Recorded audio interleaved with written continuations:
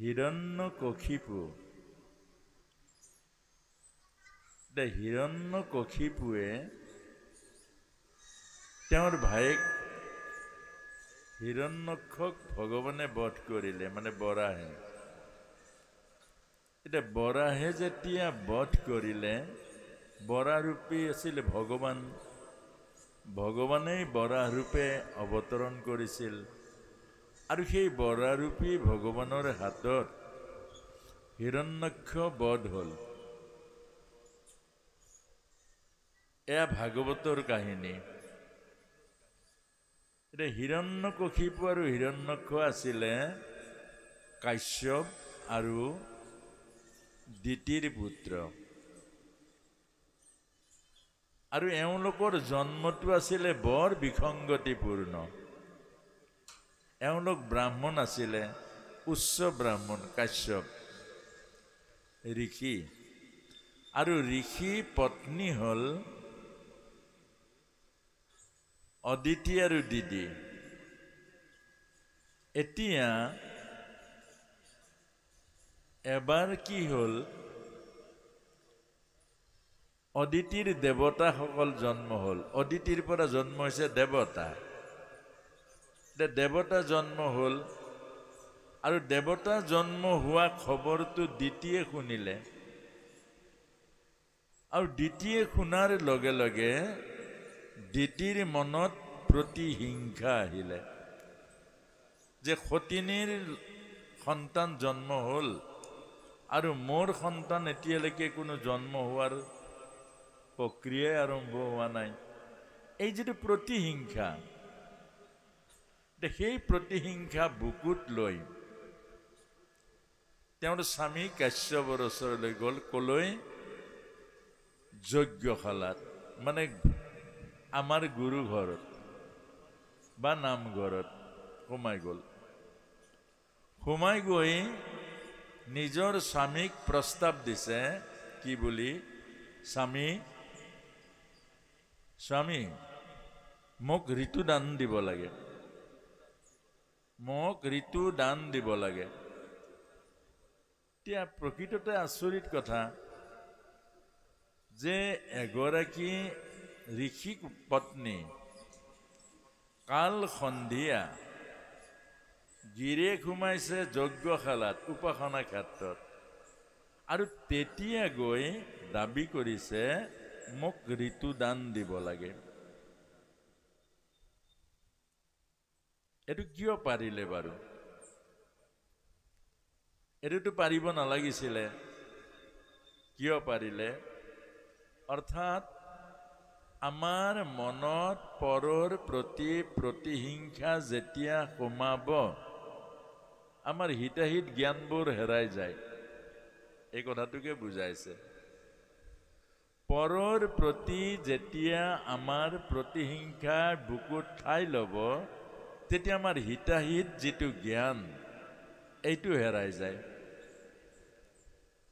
আপোনাৰ মোৰো চাব, ওচৰৰ মানুহ এঘৰে উদাহৰণস্বৰূপে এইটো বুজিব লাগিব। কাহিনীটো বুজিলে নহ'ব। কাহিনী কৈছে আমাক বাস্তৱ জীৱনত বুজাবৰ কাৰণে। নহ'লে কাহিনীবোৰৰ কি প্ৰয়োজন আছে? প্ৰয়োজন আছে যে প্ৰতিটো কাহিনীৰ অন্তৰালত আমাৰ জীৱন সংলগ্ন হৈ আছে। গীতা সেইকাৰণে জীৱন দৰ্শন। এতিয়া জীৱনৰ লগত যদি গীতাৰ প্ৰয়োজন নাই বা সম্পৰ্ক নহয়, তেতিয়াহ'লে গীতাৰ কি মূল্যটো আছে?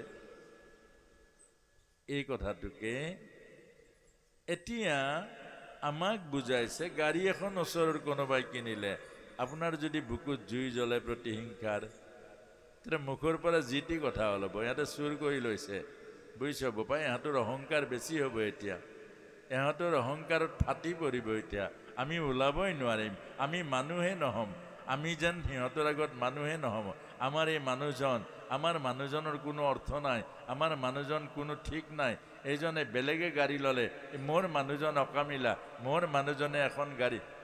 অৰ্থাৎ মনটো কিয় এনেকুৱা হ'ল? আৰু সেই মনেৰে কৰা প্ৰতিটো কৰ্ম অকল্যাণকাৰী হ'ব। সেই মনেৰে ভাত বনাব, সেই মনেৰে গিৰিয়েকক কথা শুনাব, গিৰিয়েকৰ প্ৰতি তুচ্ছ ভাৱনা আহিব, শ্ৰদ্ধা হেৰাই যাব, আৰু সেই বিকৃত ভাৱনাযুক্ত মনেৰে অন্ন বনাব, অন্ন দূষিত হৈ যাব আৰু মতিচন্ন হৈ যাব, মূৰ বেয়া হৈ যাব, কি কয় একো ঠিকনা নহ'ব। আৰু দৰকাৰ হ'লে কাজিয়া লাগিব, কিবা নহয় কিবা এটা চেলু উলিয়াই। এতিয়া আমাক ইয়াৰ কাৰণটো কি? ইয়াৰ কাৰণ প্ৰতিহিংসা। যি মানুহৰ মনত প্ৰতিহিংসা প্ৰতিশোধ সোমাই, সেই মানুহৰ মন বিকৃত হয়, সেই মানুহ নিয়ন্ত্ৰণৰ বাহিৰলৈ যায়, সেই মানুহে কি দুৰ্ঘটনা কৰি দিব তাৰ কোনো সীমা সংখ্যা নাই। অৰ্থাৎ আজিৰ পৰা এইটোৱে বুজাইছে, আজিৰ পৰা কাৰো প্ৰতি প্ৰতিহিংসা নানিব। মন যদি প্ৰতিহিংসা পৰায়ণ হয়, মনৰ শান্তি হেৰাব, সুখ হেৰাব, আৰু ঘৰখনৰ বহুত অনিষ্ট হৈ পৰিব। কিন্তু আমি কলিযুগত প্ৰায় প্ৰতিহিংসুকেই। কাৰোবাৰ উন্নতি হোৱাটো দেখিব নোৱাৰোঁ, কাৰোবাৰ অকণমান কিবা এটা হোৱাটো দেখিব নোৱাৰোঁ। গাড়ী এখন আহিলে আনন্দ কৰিবলৈ মিঠাই লৈ যাব লাগে। অ' বোপাই, তোৰলৈ মই মিঠাই আনিছোঁ, তই আজি বহুত ভাল কাম কৰিলি। আমাৰ গাঁৱলৈ তই গাড়ী এখন লৈ আনিলি, আমাৰ গাঁৱত গাড়ী নাছিল অ' বোপাই, তই গাড়ী এখন আনিলি, তোক মই মিঠাই লৈ আনিছোঁ, তই আমাৰ গাঁৱৰ আদৰ্শ। আৰু তোক দেখি অন্তত গাঁৱৰ দুজনে গাড়ী আনিব, আৰু তোৰ গাড়ীখন কাৰোবাৰ বিপদে আপদে বহুত সহায় হ'ব, মিঠাই লৈ যাব লাগে। এইটো হ'ল পজিটিভ। আৰু আপুনি হিংসা কৰিছে, ইয়াৰ নিগেটিভ। অৰ্থাৎ এই কথাটোকে আমাক বুজাইছে। আমাৰ অসমীয়াসকল কিন্তু বৰ জ্ঞাতি হিংসুক আকৌ। অসমীয়াসকল জ্ঞাতি হিংসুক বুলি কয়, ওপৰলৈ আগবাঢ়ি যাব নিদিয়ে, হয়নে নহয় বাৰু? অকণমান হোৱা দেখিলেই তলৰ পৰা টানিব নাই। এবাৰ আমেৰিকাত কেঁকোৰা কম্পিটিশ্যন হৈছিলে, দুজোৰা কেঁকোৰা দিব লাগে। চব কেঁকোৰাবিলাক প্লেনৰ ষ্টেচনত লগ লাগিলে, প্লেনত উঠালে, চব কেঁকোৰা ভৰোৱা যিবিলাক মানে বাকচ আছিলে চব ঢাকনি আছে, আৰু অসমৰ যি কেঁকোৰা ভৰাইছে তাত ঢাকনি নাই। প্লেনত চেক কৰিলে বস্তু ক'ত কেনেকৈ দিছে, দেখিলে দুটা বক্সৰ ঢাকনি নাই। এইটো কাৰ কেঁকোৰা? ঢাকনি নাই বোলে এইটো অসমৰ। বোলে ঢাকনি দিয়ক না, বোলে আমাক ঢাকনি নালাগে। বোলে ঢাকনি দিয়ক, কেঁকোৰা ওলাই গুচি যাব, বোলে ঢাকনি নালাগে, ওলাব নোৱাৰে। বোলে কেলে ওলাব নোৱাৰে? যে ওলাব এটা ওলাব খুজিলে চাৰিটা টানিব তললৈ। আমাৰ অসমৰ স্বভাৱ তেনেকুৱা। গতিকে আপুনি চিন্তা নকৰিব, ওপৰলৈ কোনেও যাব নোৱাৰে। এইটো ভাল কথা জানো? আজি ভাগৱতে কৈছে, অৰ্থাৎ আজিৰ সৎসংগই কৈছে অত্যন্ত বেয়া কথা, অত্যন্ত বেয়া কথা।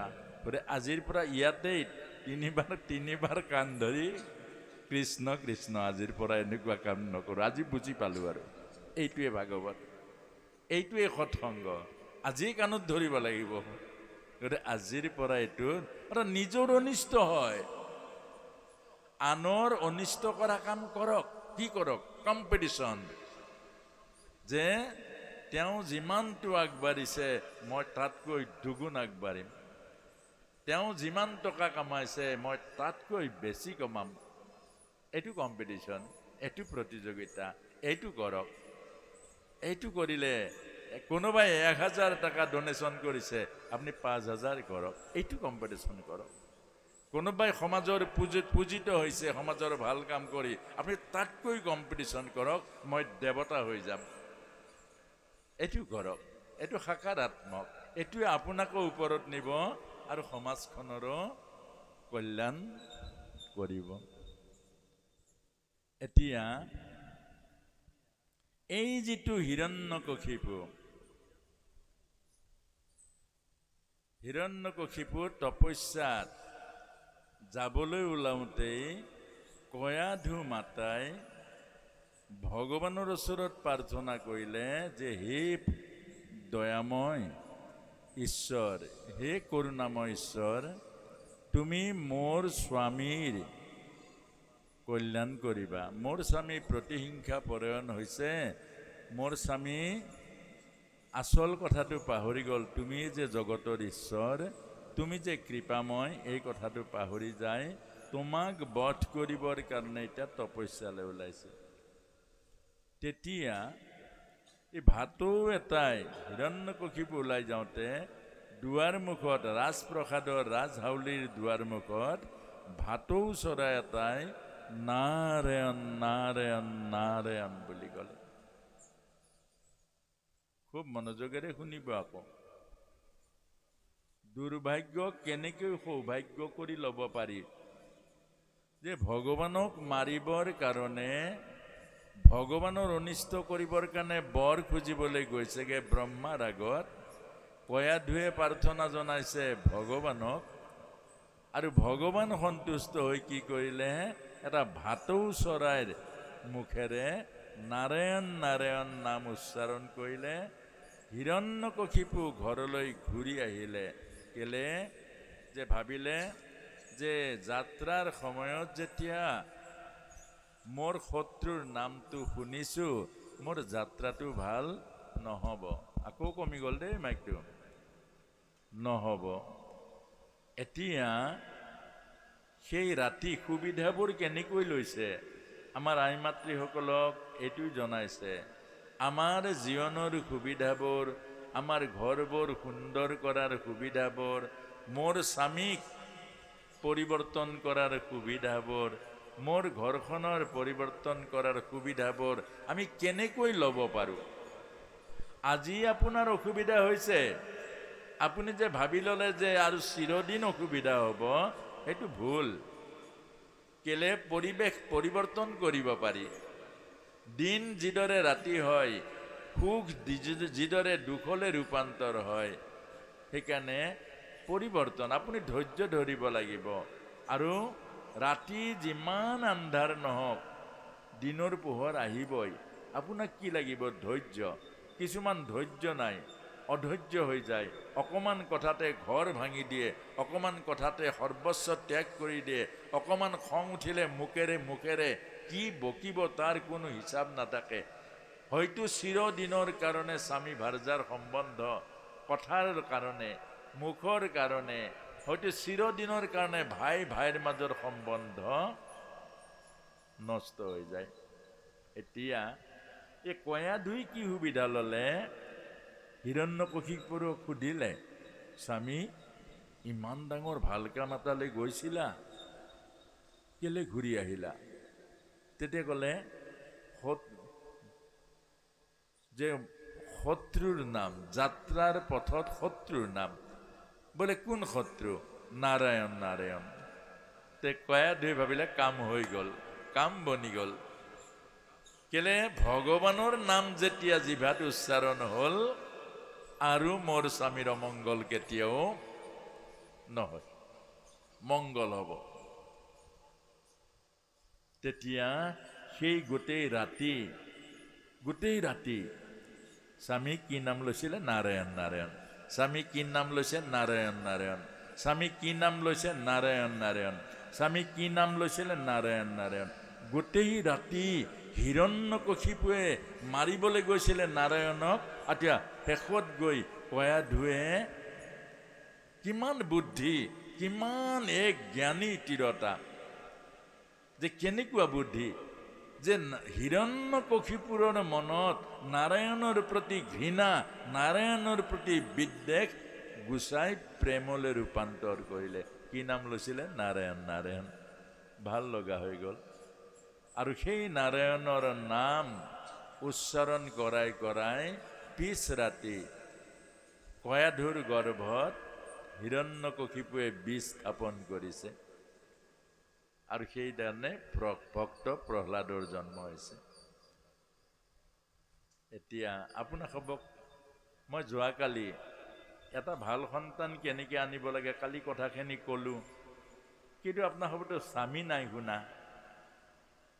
আকৌ কালি কৈছিলোঁ, এইটোতো কৰ্মশালাহে।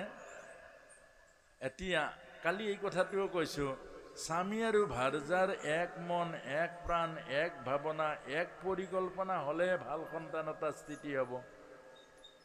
ধৰিব পাৰিছেনে?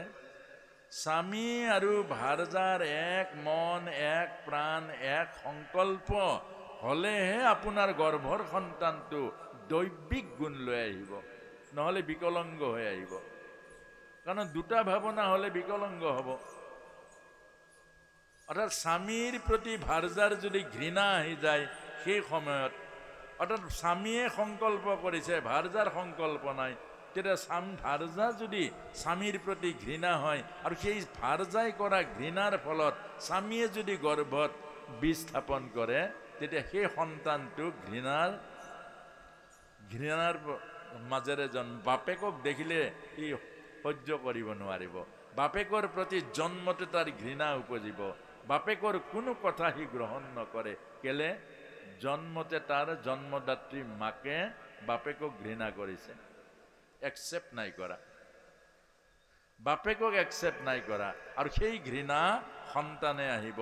আৰু বহুত আপোনালোকে দেখিছে, যোৱাকালি কোনোবাই এটা প্ৰশ্ন কৰিছিলে এই বিষয়ে, অৰ্থাৎ এই জন্মৰ কুসংস্কাৰ, পিতৃ মাতৃৰ কুসংস্কাৰ সন্তানৰ গাত প্ৰভাৱ পৰে আৰু সেই সন্তান তেনেকুৱাই হয়।